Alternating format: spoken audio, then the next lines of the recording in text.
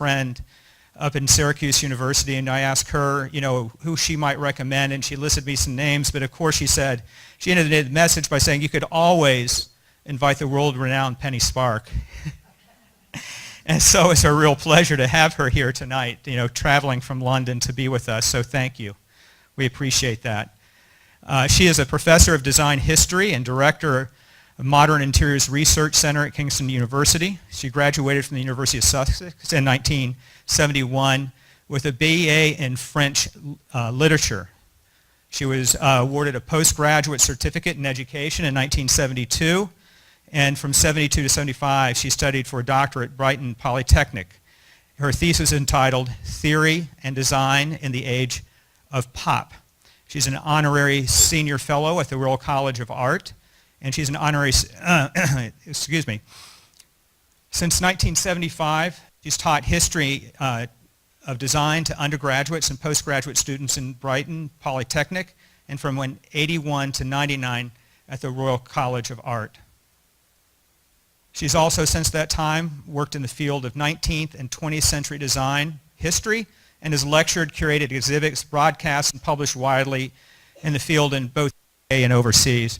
In addition, in her numerous articles and book chapters, she authored a book including An Introduction to Design Culture, 1900 to the Present, Japanese Design, and also Italian Design. She has over 20 books published. We were talking about that a little bit tonight. But in 1995, she published As Long as It's Pink, The Sexual Politics of Taste. A special interest has become the meaning of design within the context of consumption and its relationship with gender identity. And from the mid-1990s, she has focused her attention on the subject matter of the interior. In 2005, she published a monograph entitled Elsie de Wolfe, The Birth of the Modern Interior Decoration, and her book, The Modern Interior, was first published in June of 2008. It is actually my pleasure here to introduce Penny. Thank you so much for joining us and taking the time to be here.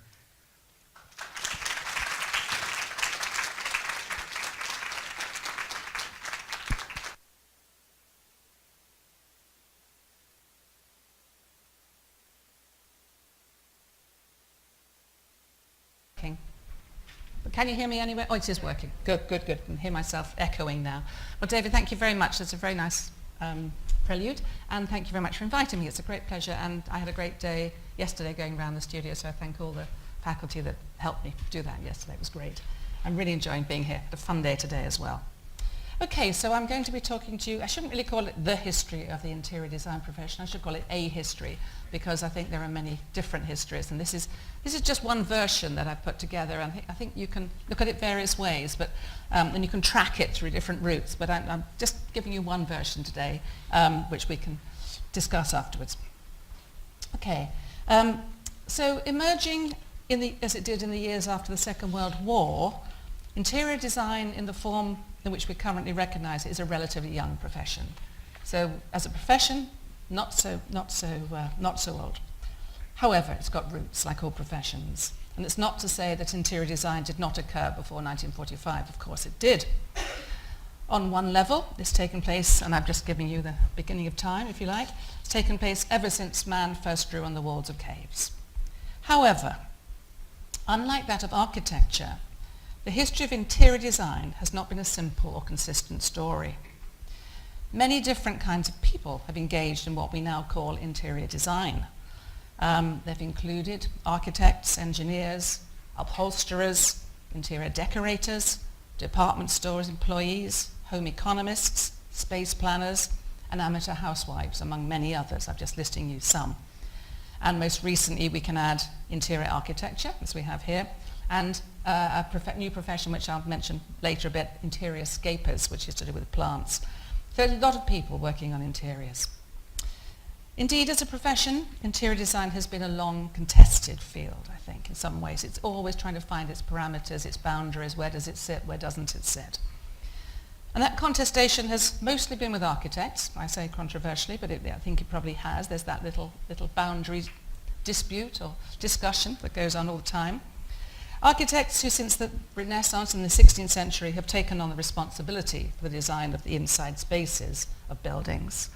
Just reminding you of your classical past, two Palladian build, well, a Palladian building rather, and an interior of another one on the right there. In England, the work of Inigo Jones in the 17th century, the banqueting house, echoing obviously classical roots, has also embraced both interior and exterior, as did that of William Kent. These are all very familiar to you, but just remind you that architects there's that tradition of them working on the outside and the inside, as we well know. Now, I'm going to talk about what I'm going to call interior decoration, and I have to use the term because historically that's the way it was described. So by the 19th century, the idea of decorating the interior had become a commonplace. But the two terms, interior and decoration, hadn't always denoted a single concept. It was actually a French invention, the term, and it first appeared in print in this title here, which if you can see it, it is Charles Percier and Antoine Fontaine's Recueil de décoration intérieure. Can you see the two words there, just below the title there? First published as articles in 1801, so it's just into the 19th century that the combination of those two words coming together. In the English language, looking on the right now, the term was first used in 1807 in the title of Thomas Hope's publication, Household Furniture and Interior Decoration. That's the first time the term was used in the English language. At that date, the concept was linked exclusively to the household and did not extend to the public sphere. It's very much a domestic, wealthy arena, as you can imagine. Just to give you a sense of what they meant by interior decoration, a publication of 1829 described it as the planned coordination for artistic effect of colours and furniture, etc., in a room. So very clear, very simple, early 19th century. The 19th century also saw the emergence of the large decorating companies who supplied all the components of the interiors for wealthy clients. These companies weren't rooted in architecture, and this is a sort of beginning of a kind of shift away from architecture being the root of it all. Companies like Lenigon and Morant, Charles Allavoine, a couple of slides of the interiors undertaken by that company, and in the USA, the Herter brothers, interiors and furniture. And this was sort of interesting in the sense that they worked from the furniture out, if you like. They supplied the furniture and all the other accompaniments for an interior, and then would, for a wealthy client, clearly would undertake the total decoration of the interior. So that's a very particular group of people. The 19th century was also the time when interior decoration became available to people other than the very wealthy. So it sort of starts inevitably as a kind of wealthy person's privilege and filters down in this period of sort of a moment of increases in disposable income and social mobility. So more and more people are able to think about the importance of taste in their homes. And I think taste is the key term in this period. And taste means a number of things. It's a marker of social status, clearly, and a means of establishing both collective and individual identities. So I think it's both sort of outward and inward looking. This was also the moment, the sort of mid-19th century, when a notion of a private and a public divide came into being. There hasn't always been that sense of the sort of the private world that we inhabit and then the public world we step into. It's that's sort of historically formed, I think. It was also the period of the emergence of the middle-class home and the responsibility for domestic taste falling to the female of the house. So this is, again, a historical moment. It wasn't always that women decorated, but in the mid-19th century, we have something called the separation of the spheres, which historians talk about. And that's the moment, really, where middle-class women stayed at home to look after the children and the home. Men went out, worked in the office, the bank, whatever. With 9 to 5 becoming the norm, or that kind of thing. Before that, there was a much more, before urbanization really, there was a much more sort of shared sense of responsibility between male and female, but that this divide becomes very strong at this period. I think the private face of the modern interior and its decoration was formed in the middle-class Victorian home. That space performed a number of simultaneous roles, but primary among them, a comforting refuge from the worlds of work and commerce. So as these two spheres develop, the home becomes the place where you escape from the other, the world of commerce, money, timekeeping, etc. So the notion of home as haven develops at this time, in Britain certainly. It's been there in the Netherlands for a little longer, but in Britain, that's where it comes into being. Let me show you a couple of 19th century interiors as while I talk. Not particularly great slides, I'm afraid, but they give you a sense of that sort of space that I'm talking about. As the 19th century progressed, the Victorian home also became a focus for aesthetic intervention, a destination for goods acquired through mass consumption, and a focus for media attention. And what happens really is, as the notion of home becomes the norm, and I've talked already about upward emulation, the notion of home becomes idealized. It's not just something you live in, it's something you aspire towards, something perhaps out of your reach, but you're moving up the social scale, and there's a model of the interior that you aspire to. And that model of the interior would be found in the media, in magazines, in World's Fairs, etc. It would be something you went and visited and thought, I'd like to live in that house. We're familiar with that now, but that wasn't always the case. And that's very much to do with taste and social mobility. As well as offering opportunities for privacy, social activities also went on in the 19th century domestic arena, which meant that there was opportunity for both privacy but also for social display. So, as I say, it's again working two ways. I'll give you two more images of mid-19th century homes. The word that comes to mind usually is clutter. That's the word that's always used to describe the mid-19th century home. And I think it's quite hard for us to look back at it and realise that it didn't look cluttered to them. That's why they wanted it to look. So they had as much objects as they wanted around them to express the meanings they wanted to. It's only with our sort of retrospective look that we sort of look at it and say, what a mess, what a lot of clutter. I think it was a site where modern femininity, as we know it, was largely negotiated. In other words, the woman was a very key focus, where fashionableness could be demonstrated. So there was an aspiration to be fashionable and to demonstrate that through your home. And of course, this was the first time that the middle classes could do that. The wealthy had always done that, the aristocratic had always done that, but the first time the middle class could do it. And I think very importantly, where women could express themselves through their new role as decorators. And the main point really is that the women in this division of labour that I've talked about, and women staying in the home, they became responsible for decoration, not necessarily for the actual physical painting the walls at all, but for the taste decisions that were made that underpinned the way the home was decorated. I'm going to show you just a couple more images, and I'm going to focus on one of them. I'm so sorry that's such a dark slide. Can you see it well enough? Just a bit, the lights are on, which doesn't help. But it's a very ordinary interior. It's actually a typical middle-class living space in Manchester in England. I'm just going to spend a little bit of time on it because I think it epitomises things. So typically, the spaces of Victorian domesticity were filled to the brim with items of comfortable upholstered furniture. You can just about, no, actually there's not too much of that there, but there usually is. Textiles on every surface, bibelots on the mantelpiece, which you can see on the right here, these different sort of ceramic objects and decorations. Patterned carpets, can't quite see, but it is there. Potted plants, of which there are quite a few.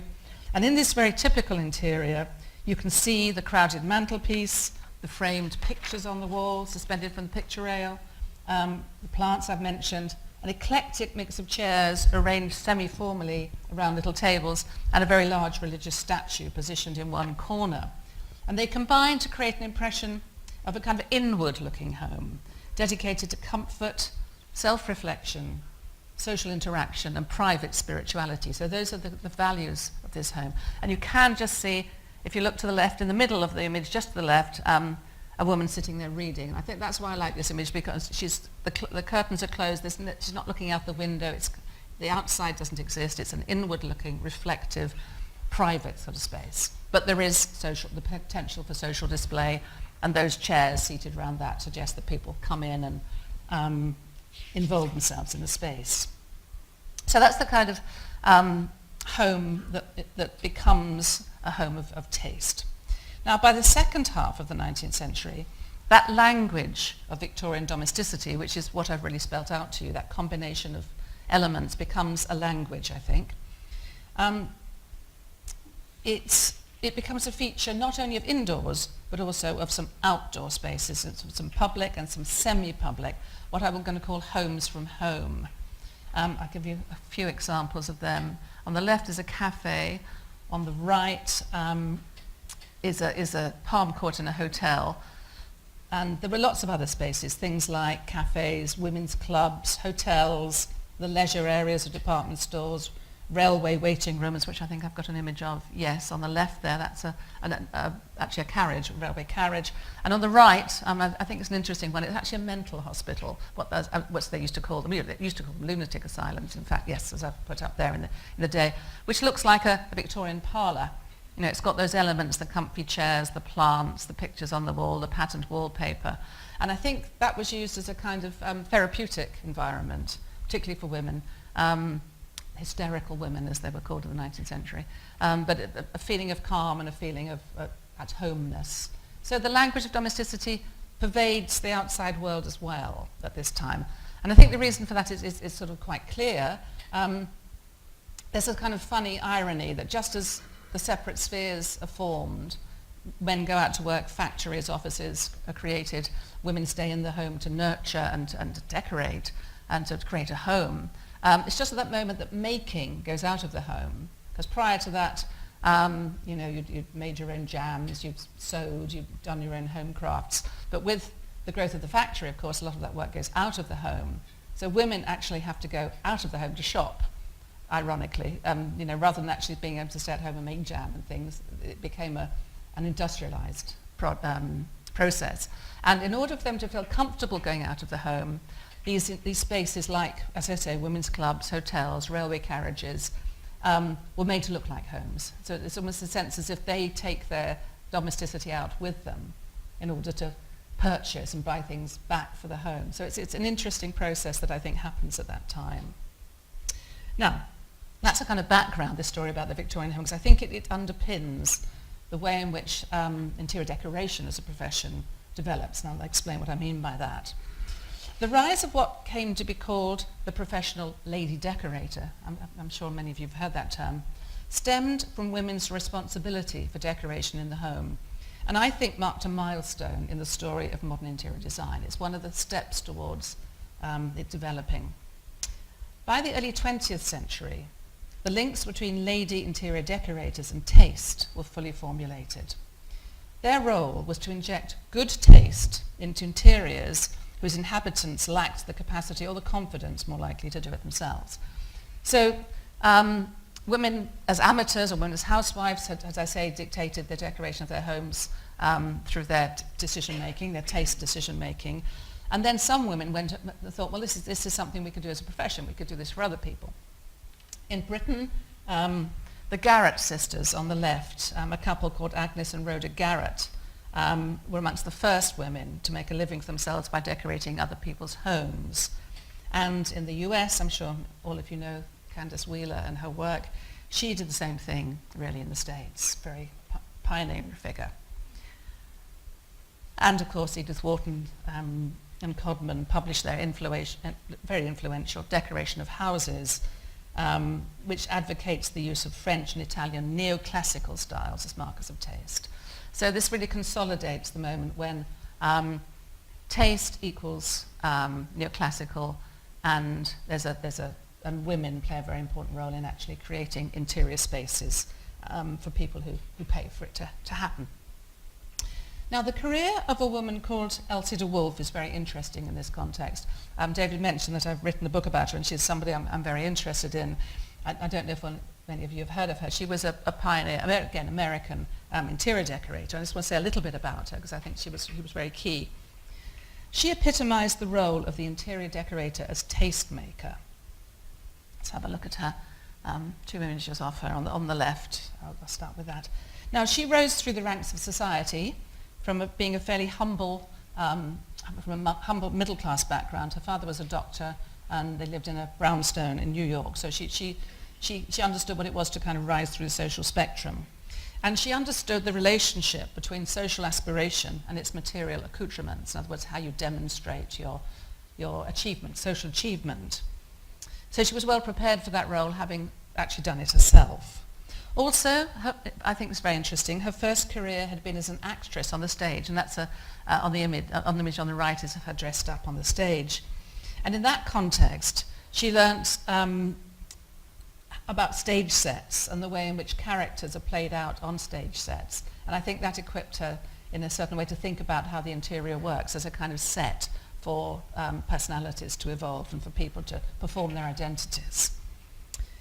And what she did was transfer her knowledge to the domestic interior. I think she got to the age of about 40. She wasn't actually a very good actress, but she performed the role of a kind of clothes horse, which before fashion shows, the actresses on the stage in the sort of 1890s, that's what they did. They wore couture clothes, things by Worth and the early couturiers, and women went to the theatre to look to look at the dress and then go off and get theirs made afterwards, as they did to see the play. And that's what she did. She was called a clothes horse very often. And she transferred the knowledge she got from the theatre to the domestic interior.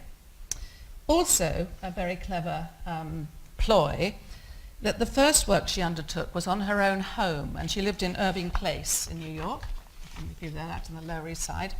And what she did was decorate her own home. There she is lounging on a cosy corner, as they called them. On the right, her hallway, which is in a more French 18th. So she picked up from Wharton that idea of 18th century French style very much. What she did then was to decorate her own home and then invite a lot of people to come round for events, and they had sort of soirees and things in the home. And people would say, what a wonderful home you've got. I wonder if you do mind for me, sort of thing. So she then ceased to be an actress, got herself a little business card, sent it out to everybody, and started decorating other people's homes for money. And she worked on a women's club in New York that Stanford White built. And that was very advantageous for her, because women from all over the States came to New York, stayed in this women's club, and of course then they went back to San Francisco, to Chicago, and asked her to decorate their homes in the same style as the club they'd stayed in. So she was a pretty astute businesswoman, really. So in the house she created for herself, she crossed the divide between the world of amateur feminine domesticity, in other words, like an amateur woman doing her own home, and that of a professional interior decorator. She kind of blurred the distinctions, I think. As a result, she acquired a deep understanding of the ways in which the decoration of the interior can, through the application of taste, play a role in status and identity formation, and the important part played by women's engagement with modernity in that process. These are just two of her interiors for clients. And of course, she's working for wealthy clients in that same tradition. Now, that notion of the lady decorator not being a sort of, being somebody almost like an amateur, but not really an amateur, became very popular, and a number of other women, amongst them Cerie Morm in the UK, and in the US, people like later Dorothy Draper, Rose Cumming, Ruby Ross Wood, Eleanor Macmillan, etc. There was a whole, I'm sure you know all about this, was a whole sort of group of women right through from 1900 through the 20s and 30s, setting themselves up as professional decorators and decorating the house of the wealthy, very often in the French taste, as they called it, because that was the tasteful style. I'd say by 1914, the profession of lady interior decorator was fully formed. In that year, the Decorators Club of New York was also established. By 1931, it had become the American Institute of Interior Decorators, and by 1957, the National Society of Interior Designers. So you can see that there is a straight line of development through the work these people were doing into interior design, which I will talk about for the rest of the talk. But by which time, in 1959, it's become male-dominated. So there's a gender story in the growth, as we know, of interior design. But having said that, not all the early decorators were women. In 1915, Frank Alva Parsons published his book, Interior Decoration, Its Principles and Practices, and he deliberately set out against the lady decorators to say, no, it's a male profession, actually. And he made a very clear statement about the importance of home to men. He said, "The house is but the externalized man, himself expressed in color, form, line, and texture. The house is his house, it is he." And he was really, really overemphasizing the fact that he was trying to reclaim the decorating profession for men, away from the female profession. Now, interestingly, Parsons, you know the Parsons School in New York, so his route was into formal education, and he believed strongly that interior decorators had to be educated. And he'd established the first course, a very early course in, not exactly interior decoration, but almost, back in 1904 in New York. And as we know, many educational institutions followed him. So there's a kind of, the women stay they're not trained. They're amateurs. They learn through decorating their own homes and through their own intuition, if you like, whereas the male route is to establish formal education and training. So that's already a kind of, it's not a conflict, a kind of tension and a kind of divide, I think, is what's happening. Now, having said all that, another influence on what was to become interior design was also developing in parallel at this time. And I want to talk now a little bit about home economics, because, and we know that this institution has a base in home economics, which is really interesting. It's about something entirely different. Home economics was not about taste and aesthetics, although that's in there a bit, I think, but really about efficiency in the home. Once again, interestingly, it was driven by women.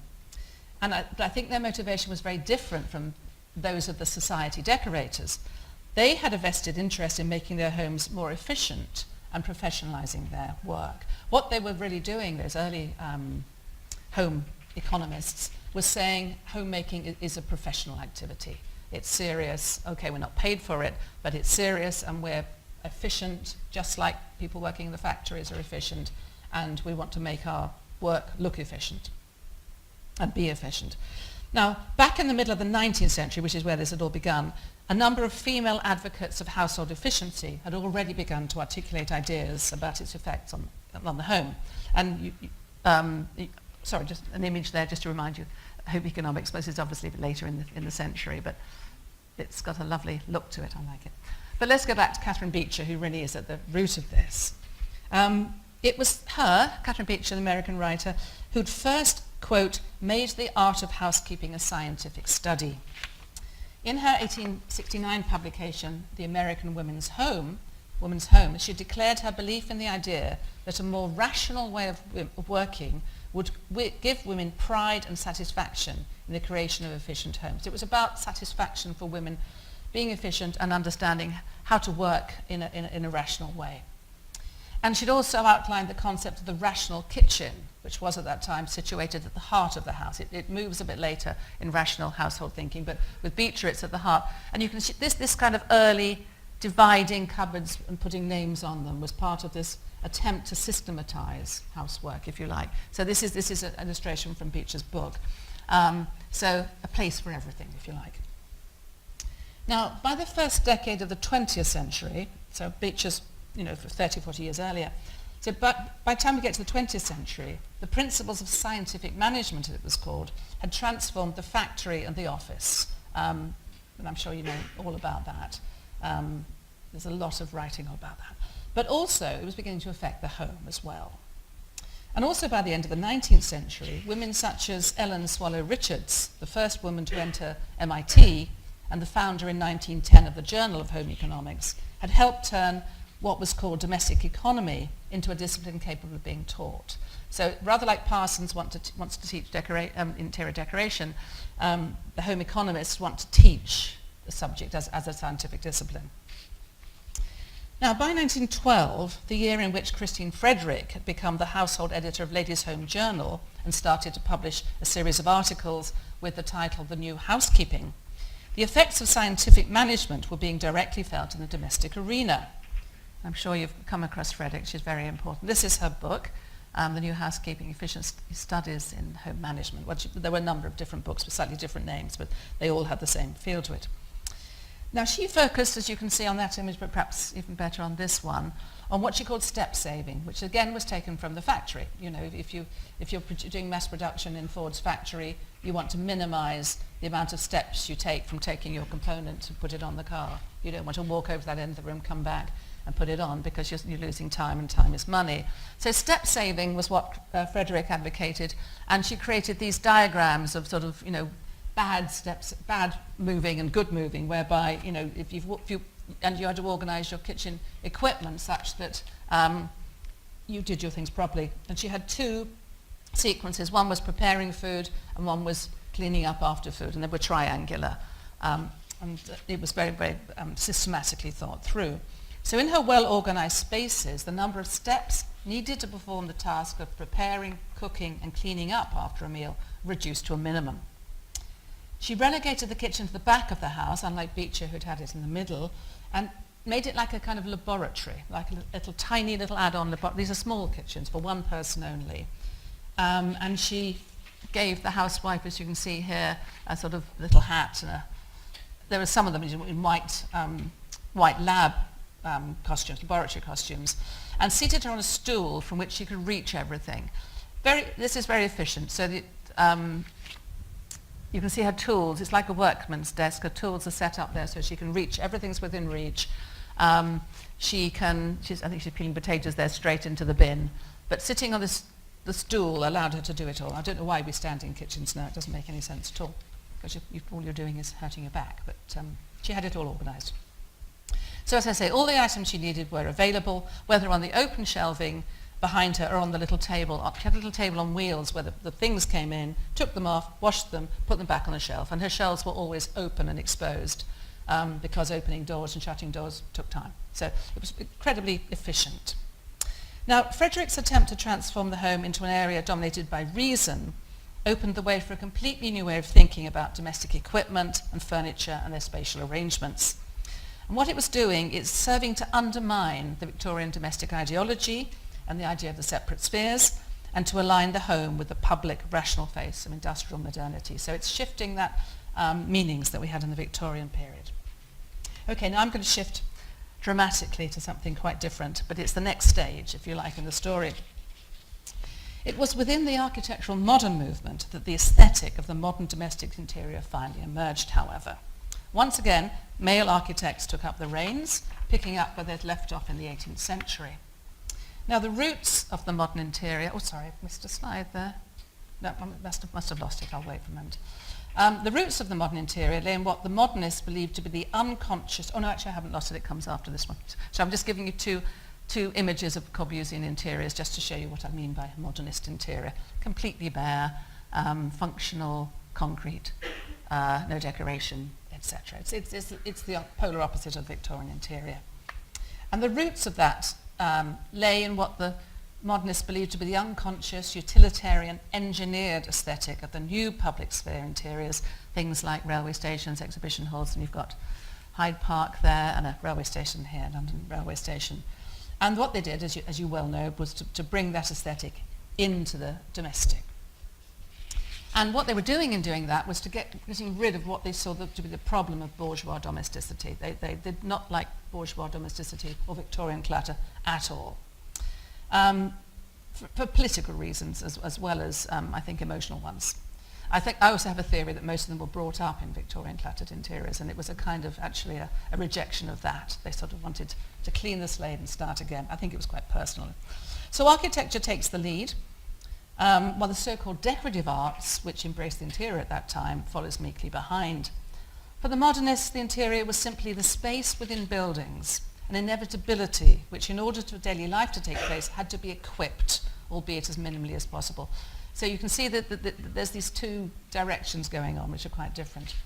By the 1920s, the international modern movement in architecture and design embraced new materials, as we know, concrete, plate glass, steel frame construction, which in turn has an impact on the interior space.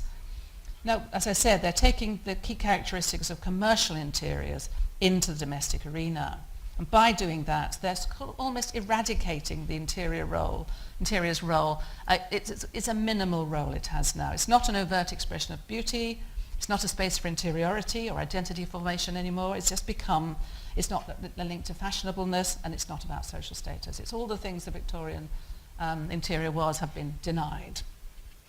In their place, they're emphasizing utility and efficiency. And interestingly, the work of Frederick and others and the home economists was very important to the modernists. So that other women's movement, the one that was moving towards efficiency, feeds into architectural and design modernism. Inevitably, the modernist rational approach impacted most strongly on those areas of the house dedicated to work, so the kitchen, the bathroom, etc. But it filters into other spaces here, dining rooms, living room areas as well. And the simple, abstract, geometric, undecorated interior style, which is what I'm showing you here, often referred to as the machine aesthetic, becomes to dominate. And I'm showing you this because although this is high cultural stuff, if you like, it filters pretty quickly into a mass audience, albeit in a modified way. It becomes, in fact, the modern interior aesthetic of the 20th century, in terms, perhaps not of its extremeness, but in terms of the philosophy that's being applied. And as a result of that, the work of the lady decorators gets pushed to the margins, really, to become the preserve only of the very wealthy or the amateur. And there's a backlash against it, as you might expect. Particularly interestingly, what they pick on is their obsession with the antique style. That's what's not liked.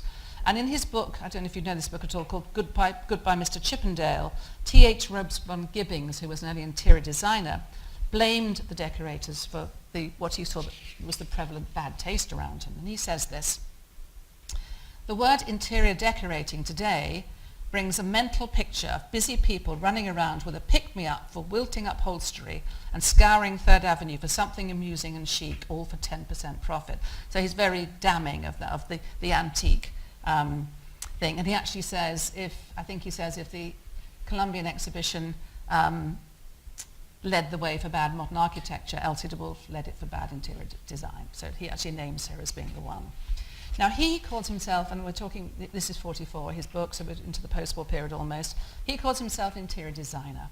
And so the word interior decorator means something else. So he's a member of a new community of aesthetic practitioners which saw itself as highly professionalized and closely aligned with and above all equal to architects. So this is the beginning of the interior design profession. So in the years after 1945, I would suggest that modernism maintains its dominance, not necessarily as a style, but as a thought process, as a philosophy, and certainly as an educational set of principles. I'd argue they're still there today, they haven't really gone. But a division of labour occurs such that architects begin to work alongside interior and landscape designers, all of them adhering to the principles and aesthetic of modernism. This coincides with a huge expansion of corporate life and the need for designers to create settings for it. A new generation of designers, mostly male, emerge who become responsible for space planning, services and equipment, as well as furnishings and fittings. And in the process, they facilitate the change from interior decoration to interior design. An English writer writing at about this time defines the interior designer profession as being concerned with planning, scale, heating, lighting, surfaces, furniture, pattern and colour, therefore complementing those of the architect. Importantly also, the interior designer is beginning to be seen as somebody to play a significant role in public interiors as well as domestic ones. So that shift from residential to public happens at around the same time. In the mid-1950s, the American interior design press was advocating a shift in designers' activities from residential to contract. Oh, sorry, I'm still showing you modernism. Let's move on. A couple of, if you like, contract interiors from the 50s. A store, just an example of a store and a hotel foyer. The case for the shift was made in the October 1954 issue of Interior Design magazine. And the magazine's editor, who was then Harvey Anderson, explained it is the interior designer with experience in residential work who is doing the best job in the contract field. And it is he also, who can be credited with raising the level of interior designing in the contract field. So that shift takes place around, I mean, it's not sudden, but it happens in a relatively short time. And I think this is the beginning of interior design as we now know it, and as it's taught still in many schools. Now, latter-day modernists saw the work of the decorators inevitably as feminized, trivial, superficial, and believed it overemphasized the role of textiles and ignored architectural structure. Furthermore, they saw interior decoration being linked with things like social aspiration and a link to the media, which were things that they didn't want to do. Now, moving rather quickly now, a generation of architect designers, amongst them people like Charles and Ray Eames, Saarinen, you can see on the right, Nelson, George Nelson, Harry Botoya, and other people like Alexander Girard, became preoccupied at this time with extending modernism's commitment to creating mass-produced furniture items which could be used equally well at home and in the office. And I think this development of these lines of furniture in this period consolidated that blurring of the domestic and the contract. So these pieces of furniture could be used in either. And that they were a very important staging post, I think, in the blurring of the two arenas. And I'm using the term architect designers here because that's what these people were, but they're actually architect furniture designers, or architect interior and furniture designers. They did the lot. But they were very important in creating that shift. A refusal, in fact, to acknowledge the separation of what I call the spheres, the public and the private spheres, underpinned the work of the designer Florence Knoll and her involvement with the Knoll Planning Unit. And I think she's a very important figure in this shift. Her distinctive achievement was not only to create modern furniture designs, both for the home and for the office, in fact you could use them in either, but also to bring iconic works of others, older modernists, people like Mies, as well as her contemporaries, people like Bertoya and Saarinen, into that new context. She was very similar in sort of bringing those things together. The model of corporate modernism that she helped to create was an extremely powerful one, mirroring the developments in office block building in the USA in the immediate post-war years and into the 60s. And she was an architect by training, as we know. She trained with Gropius and Breuer. And she created, I would say, a new language for the modern office and the home, which was both modern and inhabitable.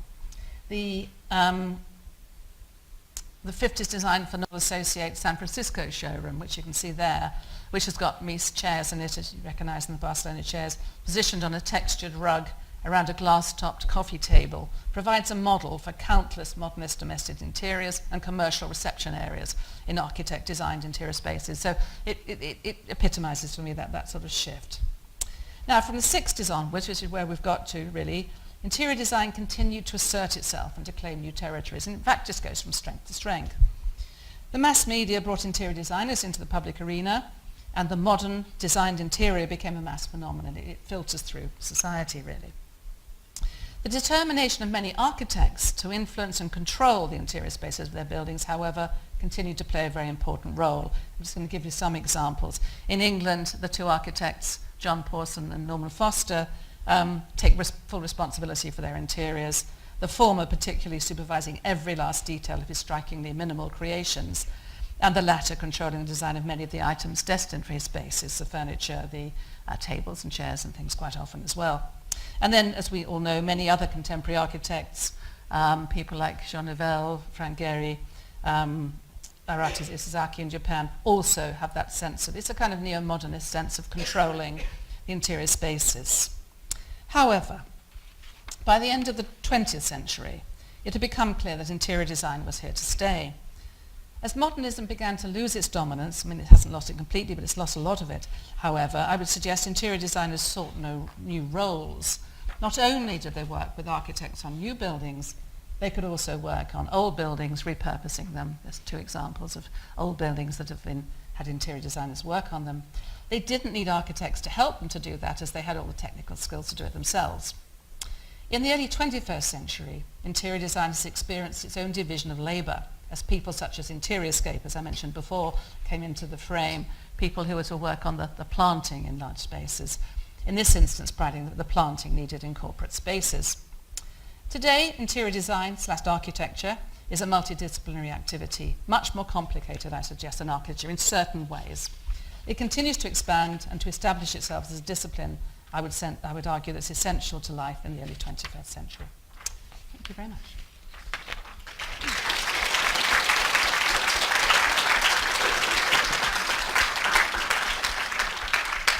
Thank you. So I think we're going to take a few questions. Thank you very much, Penny. Any questions? I threw a lot of material at you. Take your time. Thank you for that illuminating lecture. Could you talk a little bit about Elsie de Wolfe and others who, a lot of the spaces you showed were different from contemporary spaces in the sense that they were often large as this room, and how they made rooms inside of rooms with furnishings? Oh, Elsie de Wolfe and that generation you're thinking of, are you? Yes, well they worked on very large, domestic spaces owned by the wealthy, really. So they did work on spaces, and they used the 18th century French techniques, really. They would create areas. They used screens. A lot of them used screens that were used by the 18th century French people, and they created dining areas and conversation, the idea of the conversation area, etc. So they worked in the French style. So the style that would be found in Versailles and places like that. So they were working on because these were massive homes in San Francisco and elsewhere that they worked on. But they used the French 18th century model.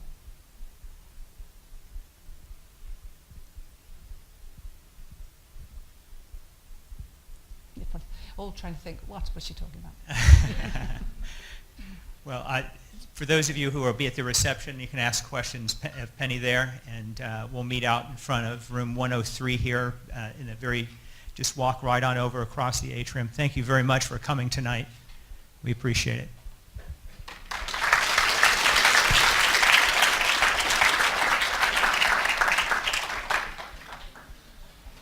Great, thank you.